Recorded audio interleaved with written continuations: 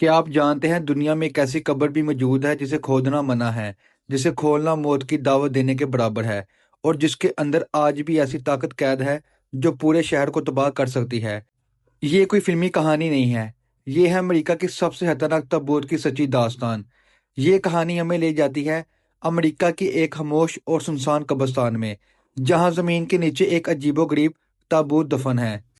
یہ تابوت عام لکڑی یا پتھر کا نہیں ہے، بلکہ کنکریٹ، سٹیل اور خاص حفاظتی تہوں سے بنایا گیا ہے، اور اس کے اندر دفن ہے ایک ایسا راز جسے دنیا بھول چکی ہے، لیکن وہ راز آج بھی زندہ ہے۔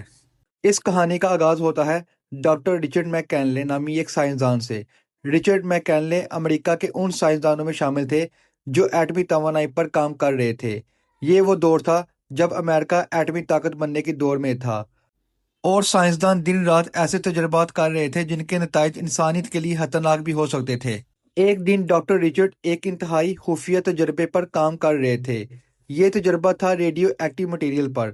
اچانک ایک چھوٹی سی غلطی ہو گئی، اور وہ لمحہ ڈاکٹر رچرڈ کی زندگی کا آخری لمحہ بن گیا۔ تابکاری نے ان کے جسم کو اندر سے تباہ کر دیا۔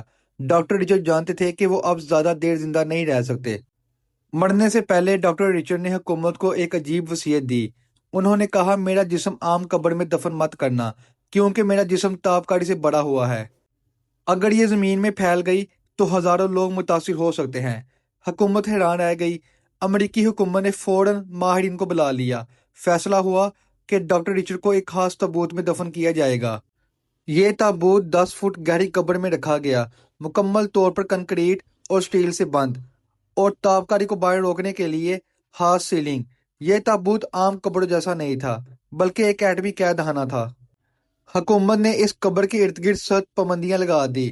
کوئی قبر کھود نہیں سکتا، کوئی تعمیر نہیں ہو سکتی، کوئی اس جگہ زیادہ دیر تک نہیں رک سکتا، یہاں تک کہ کئی سال تک اس قبر کا نام بھی عوام سے چھپایا گیا۔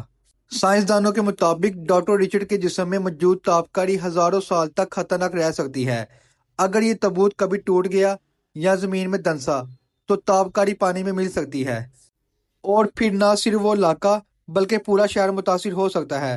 آج اس واقعے کو 50 سال سے زیادہ ہو چکے ہیں، لیکن حیران کی بات یہ ہے کہ آج بھی وہ تابوت تابکاری خارج کر رہا ہے۔ اس لیے امریکی حکومت وقتاً وقتاً اس قبر کا معائنہ کرتی ہے۔ سوال جو آج بھی باقی ہے، کیا انسان کو اتنی خطرناک طاقت سے کھیلنا چاہیے؟